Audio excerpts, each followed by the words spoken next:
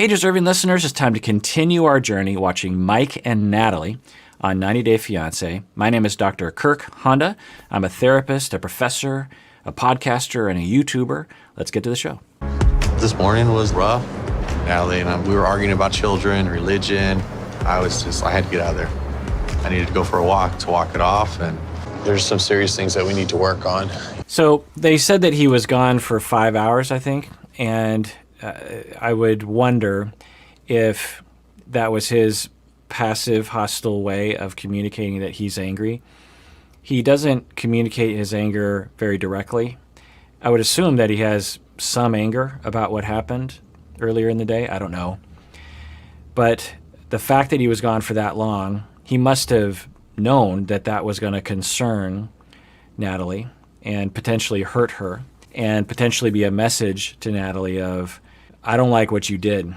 And so as the only way I know how to communicate that I don't like what you did earlier today to me, I'm just going to disappear for a few hours or for 5 hours. And I know that that's going to hurt you. And hopefully you get the message. That's usually what the avoidant person is hoping. It's not functional. A more direct way is to work on your own relational trauma such that you can trust other people, expand your emotional repertoire such that you can communicate that more directly and just say to someone, you know what, I have an impulse to run away right now, but I don't want to do that because I don't think that's fair to you. And I'm just really upset about what you did today. I don't know if I'm crazy and you're the right one, but I just know I feel really bad and I kind of feel like you're judging me and it really just hurts my feelings. And it also kind of makes me angry. It makes me want to defend myself. And I don't feel like I need to defend myself because I'm just not religious, and you've known that from the beginning. So that's a more direct way. And I wonder if we're starting to see a pattern, and they're starting to fit a kind of common profile that I'll see where you'll have one person that does what Natalie does, and you'll have another person that does what Mike does. They fit well together in a weird way. In that as she becomes triggered and having some chaos in her emotional state and her reactivity and her communication, he actually will subdue himself and pull away. And that can somewhat regulate the system. If both people were like Natalie, things can actually spin out of control. Not always. Actually, sometimes if both people are like Natalie, they get along better because they understand each other better. So there's actually a ton of research on these configurations. And if Mike, were with someone like him, where during a fight, where they tend not to express themselves very directly, and when in doubt they separate, they can work well together too, but they can also be bad for each other because they end up having too much distance and there's not enough contact or communication. So there is a way for Mike and Natalie to actually use these styles to enhance each other, but they have to get to those primary emotions. They have to know those and communicate those, give the other person to take care of each other. That can happen. So let's see if they do it. Don't want to feel like the enemy to her. It's the most important conversation of our relationship. I'm not sure what's really going on anymore, Natalie. I always feel like you're attacking me. You make me feel like a bad person. So I'm always evaluating how you open a conversation. These are critical moments for both people. And he had some good elements there that I'll give this like a C grade, A, B, C, D, F. So I'll give him like a C, maybe a C+. He's not being super hostile.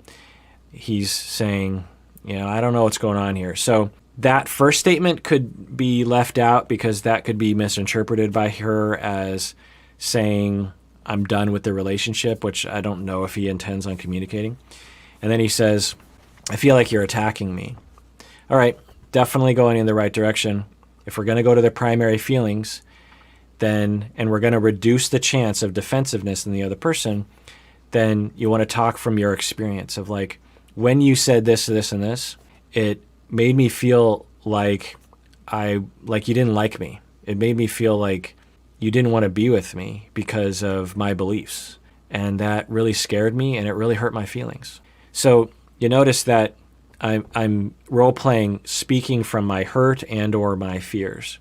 And And then I might follow it up with, I don't know if I'm weird because I reacted that way. I don't want to accuse you of anything, but I just want you to know how I felt during that conversation. So there's a few main elements there. One is that from her perspective, she won't feel attacked. So you really want to manage, because when you're talking about, you're basically saying something you did was bad for me. So there's always going to be a little bit of an attack in there, if you will, a little bit of a criticism and or a request. So you want to mitigate that as much as possible by really sticking with your feelings and also saying something like, you know what, maybe it's me. Maybe I'm weird. I don't know. I can't tell right now. I'm kind of confused. So that also raises this question of just like, look, I kind of feel like you did something that was bad to me, but I don't know. Who am I to know? So what that does is it lowers the pain that they are going to feel. They're always going to feel a little bit of pain because there's a little bit of criticism in there, right? That's just normal. But you want to mitigate that because the more pain they feel, the more anger they're going to feel and the more defensiveness they're going to have. And so he could have said something like that. The other thing is it expresses, I am hurt.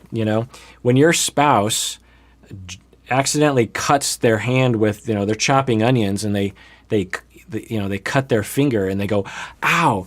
Well, any good spouse is like, you just feel it in your chest. Oh my God, and you run over there and you see if you can do something. Or your kid falls down and really hurts themselves. You're like, oh, we have a natural reaction for our loved ones when they're hurting.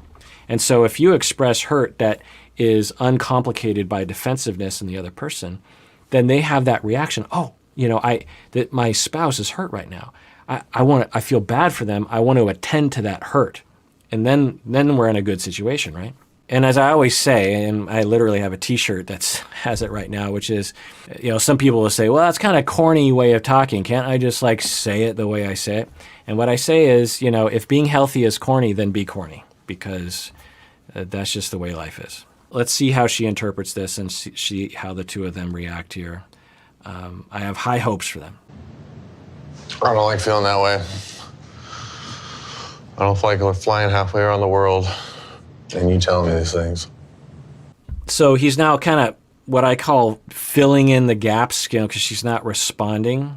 And I think his anxiety is causing him to kind of fill in with more detail, which are not going to help details. He's basically saying, I never should have come, is essentially what he's saying, which would be very hurtful to her, I think, and not reduce the chance of her getting hurt and then angry and then defensive. So let's watch what happens. I try to accommodate your feelings, your beliefs. And my beliefs, I don't feel the same back. I'm just tired of this. I need to know where you stand. I don't know. I need to know your thoughts. We need to find a common ground. So she's not saying anything, which I don't recommend. I mean, I don't know if she is saying, well, I'm going to listen, which would be great, or if she's doing more of that hostile rigidity that we've seen before. She doesn't have that stare that she gets, but if I were there as a couples therapist, I'd be, okay, Mike, let's hear from Natalie. Prompt her, to say, okay, it's your turn to reciprocate. You will forgive me? That's all I got to say.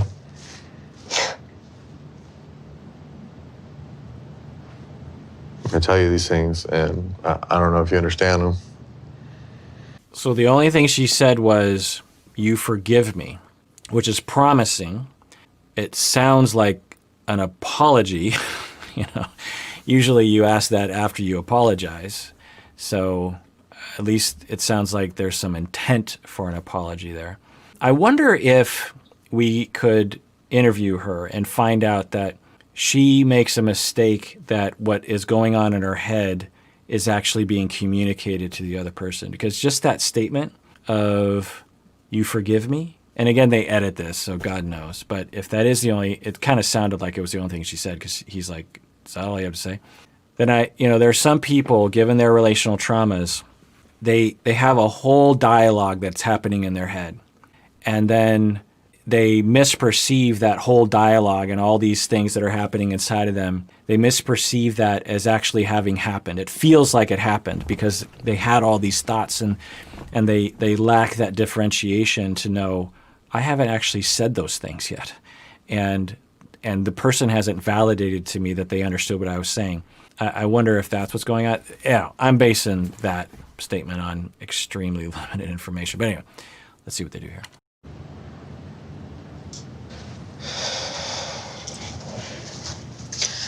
I think it was a mistake to take you to church because I feel like I opened my soul, which I like. It's hard for me to open my soul. All right, 2 thumbs up for that. That is a wonderful, that's not something that I would have intuited, but it makes total sense. For her, church, and of course, I can't believe I didn't think this, is a sacred place for her. It's a very important place for her. It's not just a little thing. She brought him to church, maybe, thinking that he might convert in that moment or be inspired or something. But at the very least, the fact that he's like, yeah, this is great, but not for me, could have really rocked her to the core of this church I grew up in, this religion I grew up in, this is everything to me. And to have, and it's not just something I do on Sundays. This is every minute of every day. And she's basically said things like this. And for you to say you don't want to be a part of that was really hurtful to me. Now, you're free to have that point of view, but I probably just shouldn't have brought you in there given that I knew you weren't religious. And that was a mistake. So that makes a lot of sense to me, that could have been the pain that she felt, that then she got, those other layers to it. Let's continue watching. It's not easy for me, from my side, to open up. Мне не нравится быть уязвимой, когда я говорю обо всем человеку, что я чувствую, как я думаю, потому что это... I don't know. I have to try it. I don't know. All right. I wish she would have finished that sentence that she trailed off on.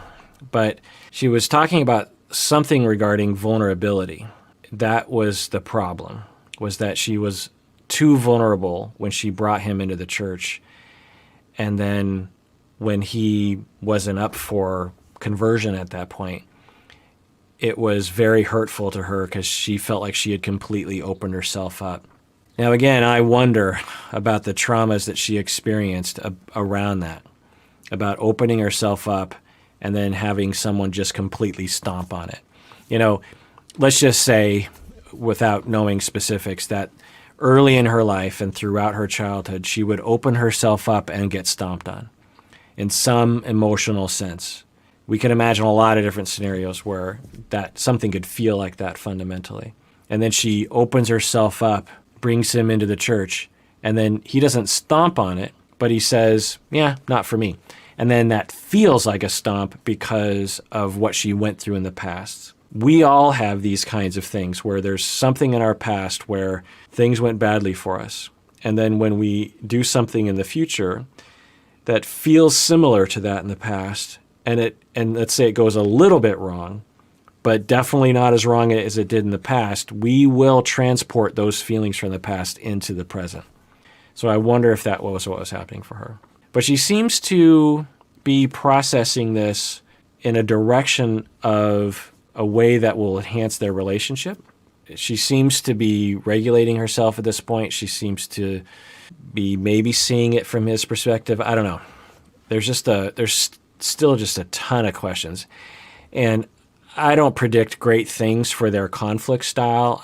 If anything, it's just going to get worse. It usually does, given what they're showing us. And on this TV show, it usually gets worse as the seasons go by. But let's have hopes and let's watch.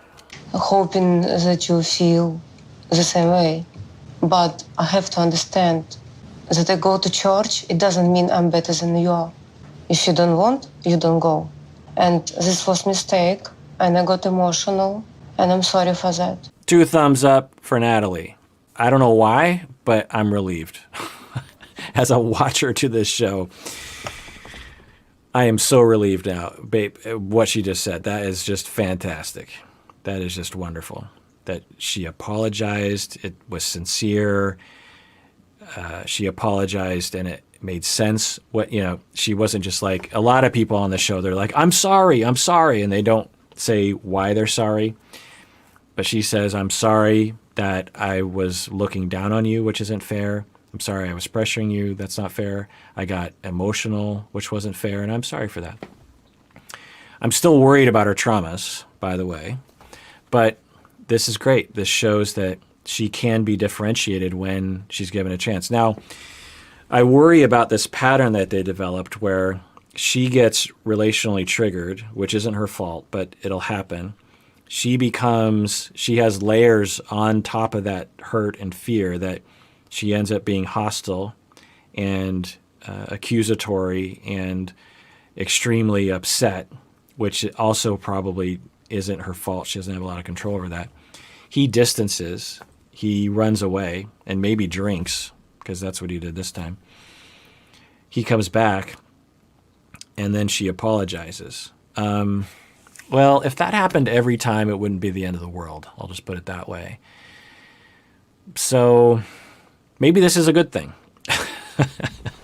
Certainly isn't a good time for both involved, but yeah, and there's definitely worse ways of dealing with things. But anyway, so she apologized. Fantastic. 2 thumbs up. Let's see how he reacts. Okay. I also feel that I'm egoistical. I'm a very egoistical person. I'm sorry for this. I don't know how to deal with it, and I just concentrate on myself too much. Wow. I mean, if I had more than 2 thumbs, which would be weird, I would do 3 thumbs up. It takes a big person to say something like that. It takes a very differentiated, mature, big person to say, you know what? I'm egotistical. I concentrate on myself too much. I shouldn't do that. That isn't how I would characterize her, really. But I think that narrative will definitely help her to say that when when I want something, that's all I can really see. And I have a hard time extending myself into other people's points of view. And I need to stop doing it. I think that's what she's meaning by that. That is wonderful if she's saying that. It's just fantastic. And she said something earlier that I want to comment on. She said that, because you're not religious, I need to not look down on you. I wonder if that's also a cultural thing. I mean, I wouldn't be surprised. There are cultural pockets and religious cultural pockets where everyone in that pocket believes that they're superior to other groups of people. I think we all know that about any group, whether it's a political group or a nationality group or a skin color group or a religious group, that there is a temptation, and there's a whole field of social psychology, in-group, out-group stuff. It's just a bias we have. We tend to think that our in-group is better, smarter, makes more sense, and we tend to look at the out-group as threatening, stupid, there's something wrong with them. And we do this in a variety of ways. And so I wonder if culturally her pocket, that this idea is very much reinforced, maybe even explicitly in the church, in the sermons, discussions about atheists being bad people, being lower than scum, kind of a thing. It wouldn't be unheard of for religious people to think that atheists were absolutely a threat, that they were bad people to be avoided, that they had no morals, and maybe that's where she was coming from too. So that can be changed. You can say, well, that's what I was taught, but maybe I'm learning something different now, and it seems like maybe that's what's happening for her right now. But boy, am I encouraged by how this conversation is going. In your culture, people talk a lot. I keep things inside of me. It's my mistake that I don't give you what you want. Because you ask me, talk to me, talk to me, talk to me. And I sometimes rough on you, and I know it. I'm rough on you, and I feel guilty after. Man, fantastic. This is just fantastic. There is nothing wrong with having relational traumas.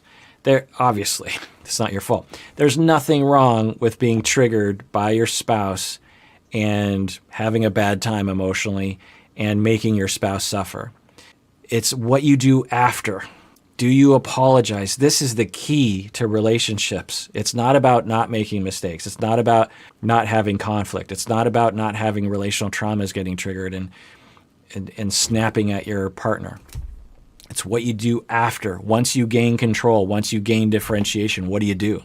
Do you apologize? Do you lay it out all in the line? Do you take responsibility? Do you look inward and say, you know what? I've made a mistake. Actually, I'm going to go, in some of the reaction videos, whenever there's an apology, I like to go over the research regarding apologies. And so let's do it here. So let's look at the research regarding apologies and let's evaluate her apology, because this is in one of the only instances I've seen on this show where someone actually gives a good apology.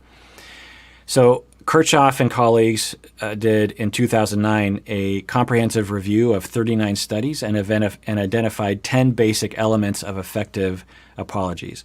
And an effective apology is one that gets at what you're really apologizing for, such that it gives you the best chance to actually stop doing that bad thing in the future. An effective apology also conveys to the other person the justice that they deserve. And then they're more likely to accept the apology. So let's go through the 10 things. So 1, a statement of apology. So there are 10 elements to an apology. That is 1, going to help you to learn from your mistake, and 2, enact justice for the person that you transgressed upon and convince the other person that you really care. So number 1 is a statement of apology. It's just basically, I'm sorry, which she clearly said. Number 2 is naming the offense, which she has done in spades. She's named several offenses. I'm egotistical. I was looking down at you because of your religion. I wasn't listening to you. I wasn't talking to you. Number 3, taking responsibility for the offense, meaning that you give the vibe or you literally say, it's my responsibility. It's not your fault, which she is clearly doing. She's not saying, well, I only did it because you did this. She's saying it's my fault. Number 4, attempting to explain the offense, but not trying to explain it away. So this is explain versus excuse, right? So to excuse, which is bad, you would say, I only did this because.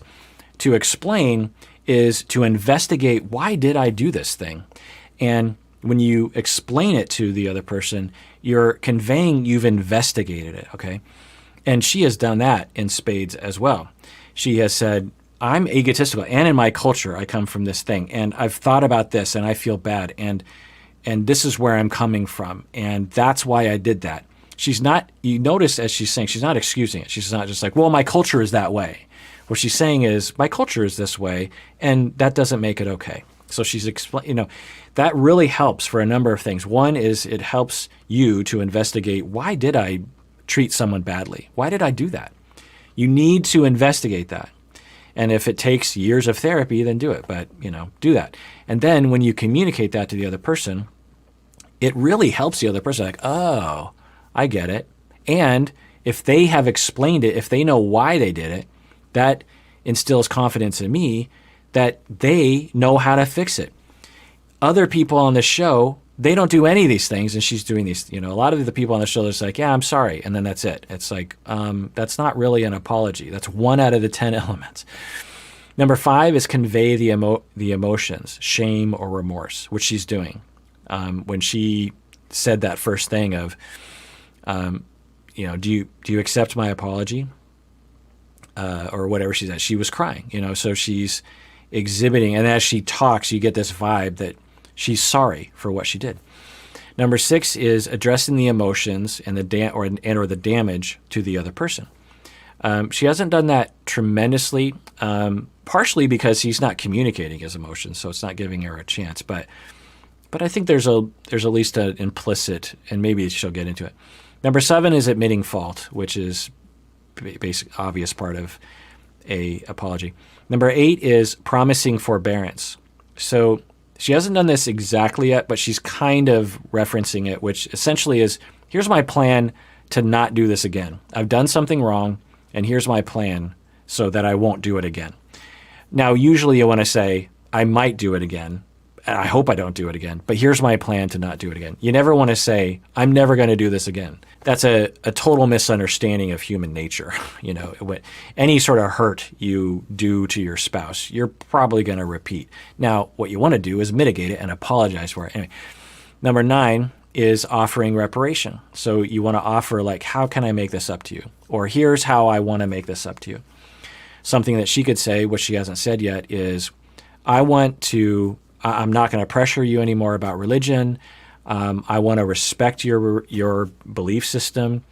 And you know what? I'm going to listen to you better in the future. And I'm not going to assume that my way is the only way. So that'd be offering reparation. Number 10 is requesting acceptance of the apology. So that's the end. It's like, do you accept my apology? So those are the 10 things. And she is actually doing this wonderfully. And I am just so encouraged and so happy. Let's continue watching. Because you ask me, talk to me, talk to me, talk to me. And I sometimes rough on you, and I know it. I'm rough on you, and I feel guilty after. And I don't know how to deal with it. It's totally different culture with different, like, I feel so insecure. Also awesome. I feel bad that she feels insecure, but that's what it looked like to me. And she's laying it out there. I feel so insecure. And it brings a tear to my eye to see her suffer this way. And also, it's a tear of joy also for them. But for her to offer up this insecurity and say, I'm so insecure, and it gives him a chance. Now, I pray to God he rises to the occasion here. And I'm sorry for that, and I react. But will you give me a chance? And with everything that came up today, I mean, is that how you really feel when it comes towards kids and stuff? Yeah, I mean, so I've been in a lot of sessions that look like this, and it's pretty common for people like him, and he's starting to look like avoidant attachment, kind of. I can never diagnose because I'm basing everything I'm saying from a reality TV show, but I've worked with people like this before where essentially what's happening for him in all likelihood is he's overwhelmed, he's having a lot of distressful feelings, he's coming across like he's aloof and distant and he doesn't have an emotion, but deep down he's absolutely terrified and really hurt and scared and confused. And his way is to kind of distance himself and to cut himself off from his emotions and also his empathy for other people. And so I would stop him here and I'd say, okay, we'll get to that for sure. But she just laid a lot on the line. She just opened herself up. And I'm guessing she wants some reassurance or some acknowledgement that you just heard her. So can you kind of focus on what she said? Sometimes men or people in his position will say, well, I don't really remember what she said, because they're in such a state of distress that they're not really listening. And so I'll say, that's okay. I'm glad you said that. Natalie, can you say it again? And sometimes the Natalies of the world are like, really? I got to say that all over again? I'm like, hey, we're in therapy. We got a full hour. Let's do this thing. I might prompt them. I might say, well, you said this, can say more, say that again, say that again. Or if I'm really worried about that, I'll say it to him for her. I'll just be like, if I get a face from her, oh, well, let me do it. Mike, what she said was she was very sorry and she feels bad and she's learned a lot. She has thought about how she was disrespectful of you, that she shouldn't look down on you because of your religion, that opening up herself to you coming to church was maybe too vulnerable for her and something she should have thought about. She feels bad. She doesn't, want it to happen again. She, blah, blah, blah. And then I would get, so Mike, what do you hear from that? We'll get to what you want to say for sure, but what do you hear from that? Because I would want this moment where she just laid it out on the line and was very vulnerable. I would want that to be rewarded like tremendously. I would want to spend like a whole 15 minutes on that, what the number of things. She said like 12 important things in that, and I would want that to be very taken care of for a number of reasons. One, she deserves that. Two, it encourages her to do it again. because this probably will happen again, and she has to have faith and trust that she can apologize and have it be well received by people, especially in therapy with me around. So let's see what he does. Maybe he can recover here. You think I'm gonna be a bad influence on your kids? I don't think you will have a bad influence. I don't think. Can I sit next to you?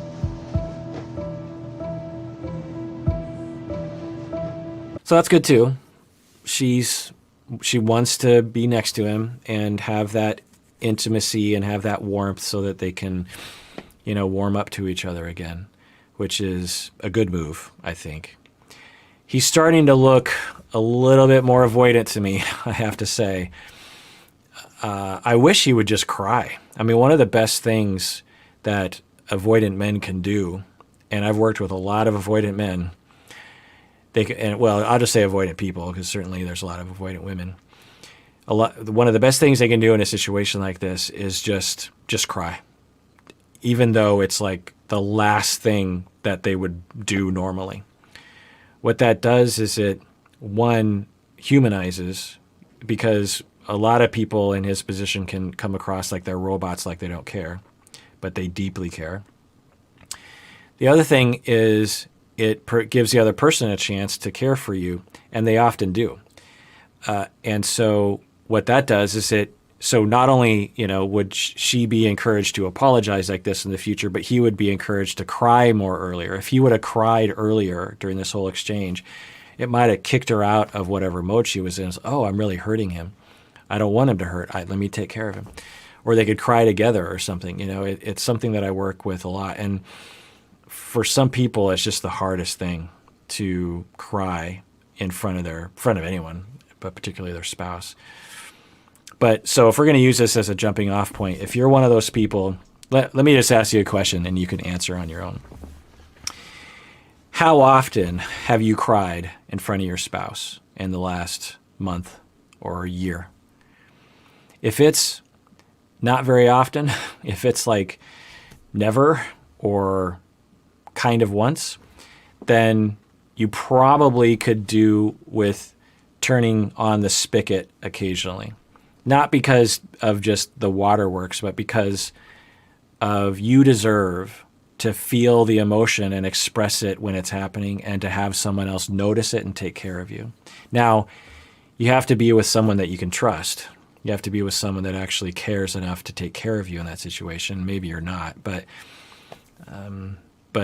find people that you can be that way with and cry weekly. I would say the average human deserves to cry at least once a week, like a good cry, even for things that you don't even know why you're crying. Sometimes I'll see a commercial that triggers something in me and I just start crying. A lot of my crying happens with clients, actually. I'll be talking with a client and I'll just see hurt or pain or joy or this sort of stuff where I feel like, yes, you're doing it. And I tear up as a result, If he cried, I probably would have cried. Now, I'm not saying this isn't some, agenda I have for, pro crying. What my agenda is that humans cry. When we look at children, they cry often. Children cry often. Well, we slowly beat that out of either physically or emotionally. We will beat that out of kids for all people of all genders, but particularly for men.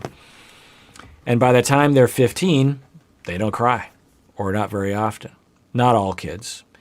One of the best things, if you have a 15-year-old that can cry in front of you, you've done something right. So we do this, whether it's us as parents or the school or peers or TV or whatever. There are just a billion messages, subtle messages that say people should not cry. Babies cry. Don't cry like a baby. It's immature to cry. Pull yourself together. And it is so destructive. It is one of the most destructive things that still exists in our society, and we have to change it. We just must. The other thing I'll say is never apologize for crying. It's one of the most frequent things that people do in my culture anyway. They'll start crying. Oh, I'm sorry. Even in therapy, people start crying and be like, oh, I'm sorry. And I'm like, why are you apologizing? That's why you're here. If you can't cry in therapy, where can you cry? I have trainees who are therapists, and they'll cry for whatever reason, and they'll apologize. Oh, I'm sorry for crying. No, do not. Why would you apologize for crying? It doesn't do anything to anyone. It doesn't impose anything on anybody. If you need to cry, cry, do it, and what a glorious thing that you're doing and that you're sharing, the fact that someone would cry in front of me is such a gift, really, of just like, wow, it's quite an honor. Thank you for, trusting me with this, cry it out. It doesn't do anything to me. In fact, it reminds me of humans and gives me a chance to take care of you, which actually makes me feel good. So what a wonderful thing crying does. And if you're one of those people who cries 5 times a day, God bless you. That's great. Now, there are reasons why people cry because they're suffering all the time, which isn't great.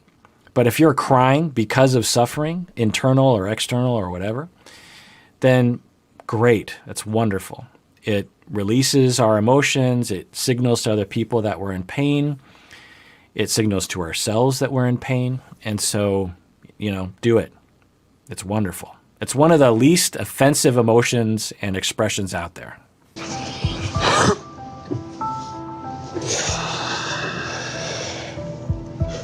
He looks like he's kind of crying. That's good. Good for him. And good for the two of them for allowing this physical warmth to happen so that they can come back together. It's great. I want to bring in another life into this world if I can't take care of you and me first. So that's good. He came clean. It's great. I wish he would speak more to his vulnerability. I'm guessing thoughts like, I'm terrified you're going to reject me. I'm worried about my future. I'm really ashamed of the debt that I'm in. Stuff like that. So that would be more vulnerability so he could get more care from her. But it's great that he said it.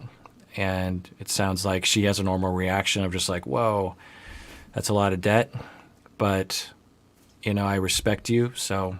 If you make it to America, I'm gonna work and help you to pay your bills. So it's great. It's good to see. Boy, was I terrified about this couple. And now I'm really optimistic. So great. Now I can relax. With time, I think, we're going to continue to build our relationship, our partnership. We're going to grow stronger. You're a good man. Everything's okay. One of the things I will say about this couple that is a huge strength in comparison to other couples on the show is that they seem to genuinely have affection for each other. We haven't seen that in all the couples. Just because a couple is engaged or they're spending time together or having sex together doesn't mean they genuinely have compassion and affection and love for the other person. Whereas these two seem like they do. It seems like they have chemistry, is what some people will call it. It seems like they are feeling that limerence or that infatuation love that one usually feels in the beginning of a relationship. You don't have to feel that, but it definitely enhances the bonding process.